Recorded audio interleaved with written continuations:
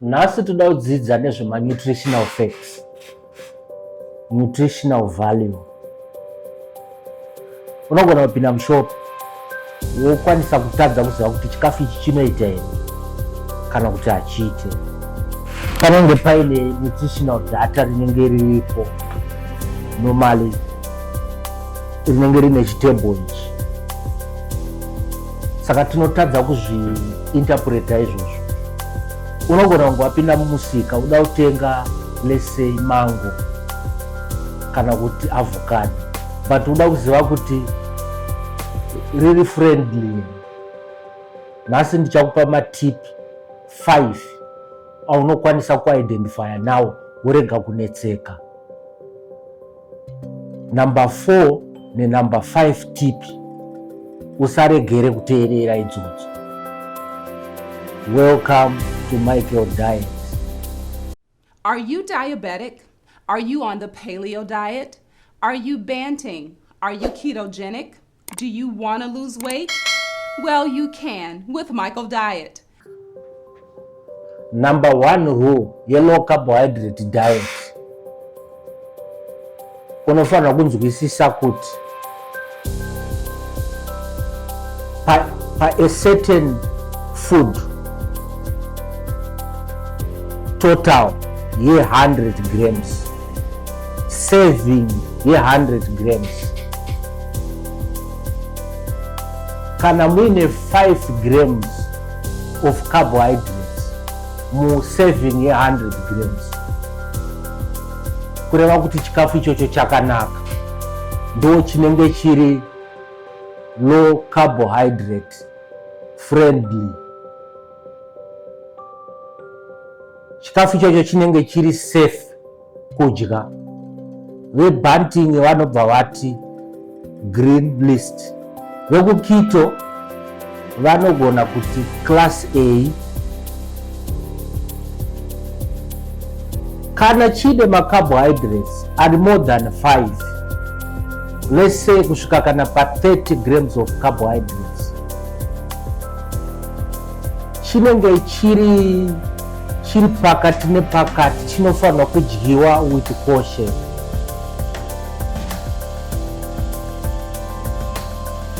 Kana chaakubva pa 30 zvichikwira, icho chashata icho, hachirecommend kuti chidyiwe.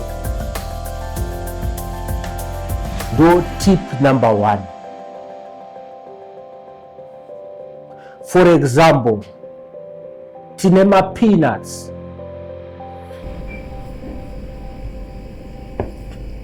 Pama-peanuts tinongoti nutritional facts, peanuts 100 grams. Tobva taenda pama-total carbs, total carbohydrates, anenge achiincluda fiber neshuga. To subtracta fiber inobva yasara iri net carb. Net carb yedu ndo yatinenge tichitsvaga, ndo yatinochida, ndo carbohydrate chaiyo. Then kana uchida kutsvagawo zvimwe zvakaita namango chero maoranges, unongotarisa sematiranda ungoti nutritional facts 100 grams, wobva waona wega kuti inopinda murenji ipi, wotarisawo nefiber. Kana fiber ine renji ye 30% kupinda munet carb, inenge iri nani, nyangwe ikasvika kana pa 20 grams of total carbohydrates. Kana utosvika pa 20 grams of net carb but iri fiber iri 30%, unokwanisa kuconsider kudya. Ndo paunoti paya paunenge uchita carb up, unokwanisa kudyawo macarbohydrates akadaro nekuti anononoka kudigesta, nepamusana pe good fiber. Pa number 2, unofanira kuziva kuverenga malabels. standard yandataura pa number 1 it applies pa number 2. Unofana kukwanisa kuverenga label kuziva kuti kana iri less than 5 grams of carbohydrates per 100 grams iri right. Ndo chaunofana kutanga kutarisa pama nutritional effects, kuverenga malabel. Then unogona kunge woda kutenga orange pamusika, pamwe woda kutenga apple pamusika, unochishandisa mamwe maapplications kana ma-PDFs. Ukapinda mugrupu redu reWhatsApp unopiwa ma-PDFs ane food dzakasiyana siyana dziri friendly, green list, red list. Let's say hausi mugrupu, uri pamarket, unokwanisa kugoogle woti nutritional value 100 grams, let's say of peanuts. Internet inobva yakuburitsira macarbohydrates zvichidzika zvakadai. Iwo tarisa macarbohydrates uboona kuti ari pasi pe 5 grams here pe 100 grams serving. Kana chakadaro unongova kutarisa wakuti aiwa ichi chinotoreka ichi. Kana chiri more than unongova kutosiya. Number 3, net carbohydrates. Pane equation, total carbohydrates minus fiber. Ukabvisa fiber inofana kuibvisa wobva wasarwa nema net carbs. Ndo anenge ari macarbohydrates atinenge tichitsvaga iwayo. Asi pekutanga anenge akanyorwa ese ari total carbs. Unozofana kusubtracta. Number 4 yakanaka because ma-carbohydrates aya anonzi ma-complex carbohydrates anenge ari let's say kuma 5 grams kusvika kana kuma 30 grams per 100 grams serving. Unokwanisa kumadya zviri moderate kana uchiziva ratio iyi.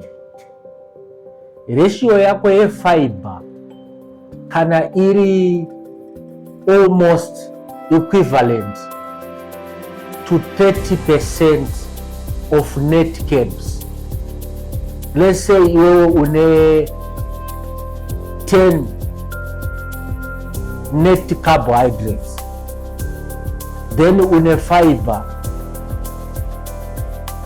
3, which means inopinda ka 3 mu net carb. Iyoyo unokwanisa kuidya with caution. Ndo zvinhu zvinotarisirwa kunzi vanhu vadye zvisinga affect insulin, nepamusana pekuti fiber inostabilize. Number 5 yakakosha, other ingredients. Ukaona paya pane pakanyorwa ma-nutritional effects paya, then pazasi pacho panozonyorwa ma-ingredients. Izvozvo zvakanaka. Ukaona package inonyorwa ma-ingredients yakanaka. Kune imwe manje inozonyorwa kunzi other ingredients. Unofanira kuita watch out.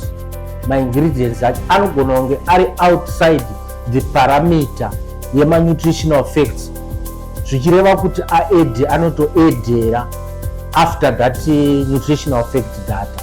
Saka anogona kuaffected, inenge iri misleading information. Saka watch out for other added ingredients. I hope ndakubatsira pavideo ineyi.